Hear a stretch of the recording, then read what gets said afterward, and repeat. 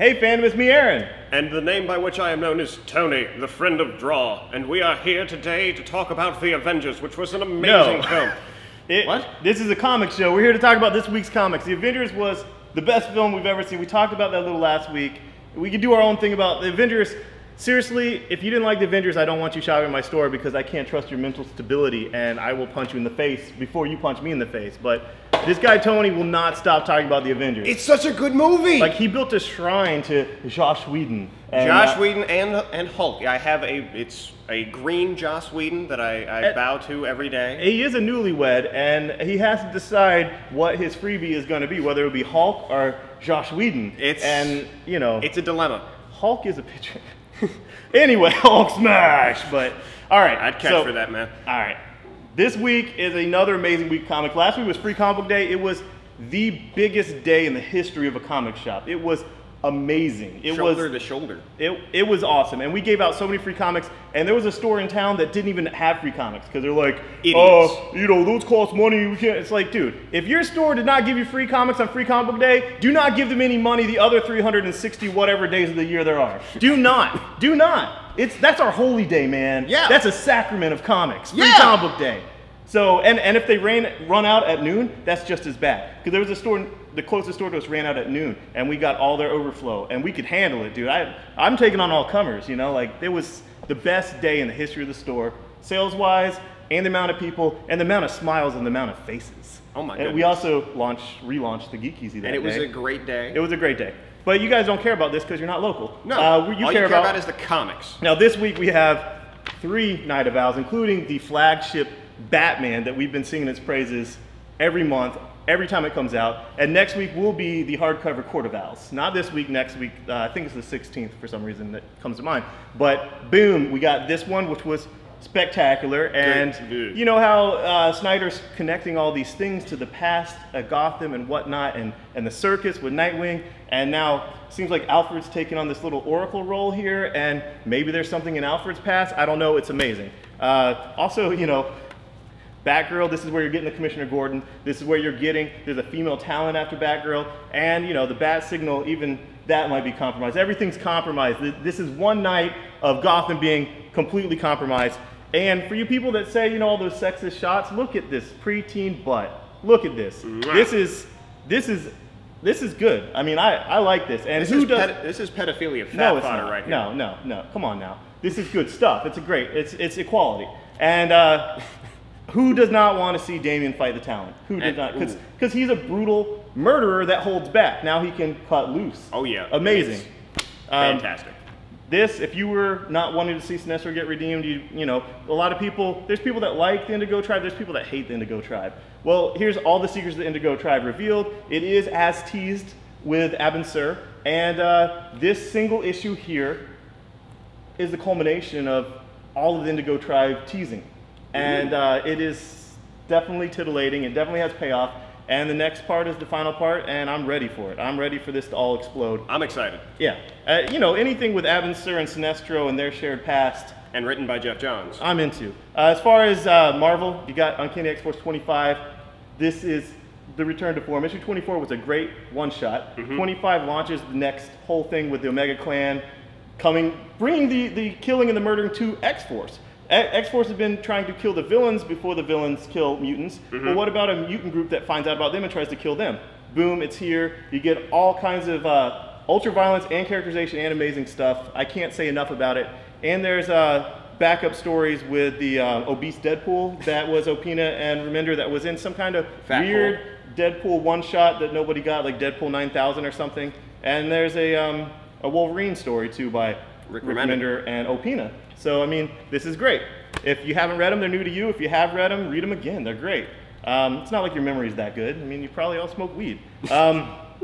Anyway, Wolverine and the X-Men. I love this cover with the Wolverine in the Cyclops visor. Wolverine's sided with the Avengers. Cap's kind of stepping on his toes, obviously. Just a bit, yeah. And can he really trust his own people? Can he really trust Rachel Summers, you know, Summers? Can he really trust Iceman, who's, you know, compromised loyalties? So, you know, this is a great issue. And we weren't going to mention this issue other than, oh my God, Becky, Leonardo da Vinci, and it's not a spoiler, it's the first page. If you like Hickman's shield and you're wondering where all that architecture has been, the architect's here. It is Bendis, but Hickman's shield is throughout this book, you know, predicting the Phoenix. Why wouldn't Nostradamus have predicted this? The shield stuff is in here. I swear to God, and I don't feel like I'm spoiling it because it's on the first page. It says years ago, boom, done. Awesome. Vindication. Oh, I didn't mention this DC stuff. Just really quick, Suicide Squad and Resurrection Man, 2 books I don't talk about much. I love Harley and Squad. I love Resurrection Man and Abbott and Lanning and how he always comes with a different power. It's kind of a cool twist on the hero dial, even though we have Dial H again. But it's just a 2-part thing that's ultra fun, chainsaws to the face, awesome, because you have Deadshot hired to kill Resurrection Man and Resurrection Man who can't die. Boom, get them both, same week, 2-part crossover, ultra violent, done. Speaking of can't die, Dan the Unharmable, oh my lord.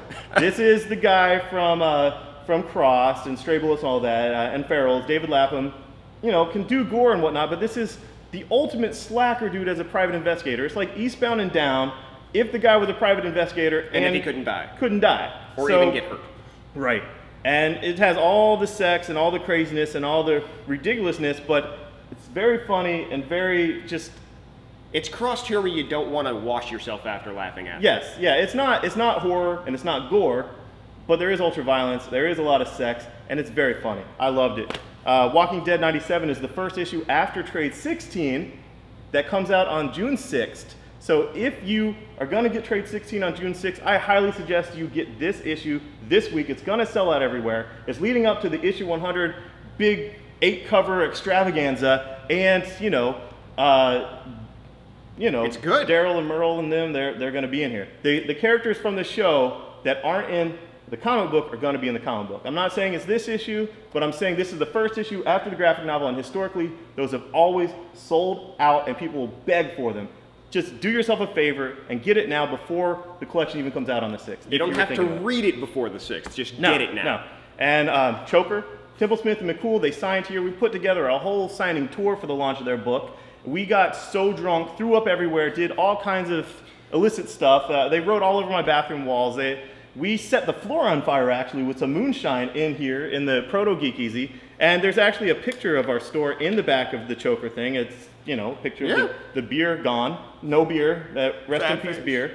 But Choker's a great book it's basically McCool's first stab at writing, and Templesmith was drinking with him at a con, at a bar, and Templesmith just said all, crap face. He's like, if you can write the way that you talk and tell stories, I draw it. And McCool's like, oh, wow, okay, I'll do this. Let me get your number.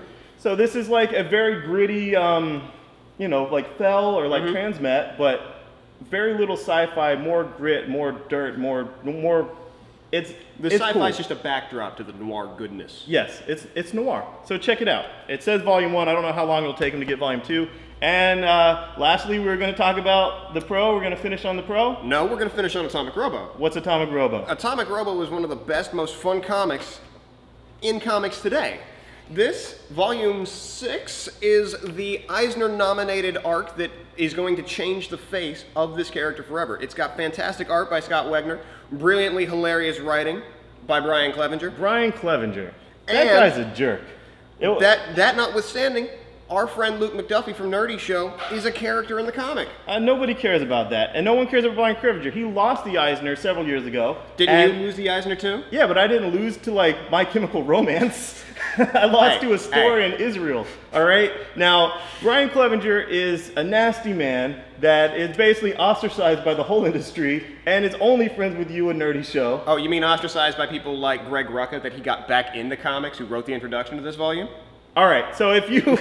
It's Atomic Robo week this week because Tony's making me. Brian Clevenger, happy birthday. And if you want to just get in on an entry thing, this is the first issue of Anthology, and I'm sure you got the free comic. If you got the free comic and you're not a total cheapskate piece of crap waiting for next year's free comic, try one of the graphic novels. We'll have them on sale, and it's Atomic Robo week. It even has last year's free comic in it. Can we please finish on the Pro? Because Pro, she is great at finishing, she's great at happy endings, and we got a new printing of the Pro out again. Same story, but it's amazing. If you haven't read it, get it. It's exactly what it sounds like. Aliens give a prostitute superpowers and hilarity ensues. We have had so much fun with this book. We had a maquette made that's signed by the writer and artist. Well, actually both artists.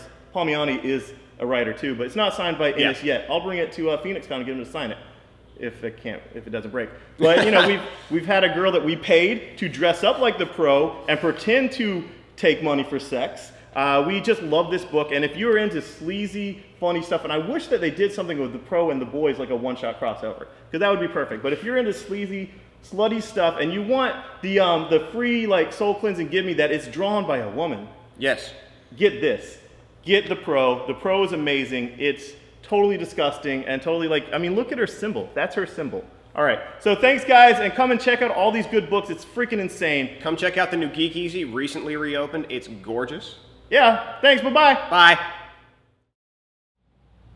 Thanks for watching our video, now filmed right in front of our Fanfics rental bookcase full of books that you can rent like Netflix, but with comics. And check out the whole Geek Easy. It's freaking awesome in here. It's like, I don't want to ever go home again. And if you like our videos, just click subscribe, and I don't know what happens. Maybe it'll magically show up in some inbox somewhere. I don't know. Just click subscribe, because when I look at it, I'm like, oh wow, people like me. I'm not going to kill myself. Thanks, bye-bye.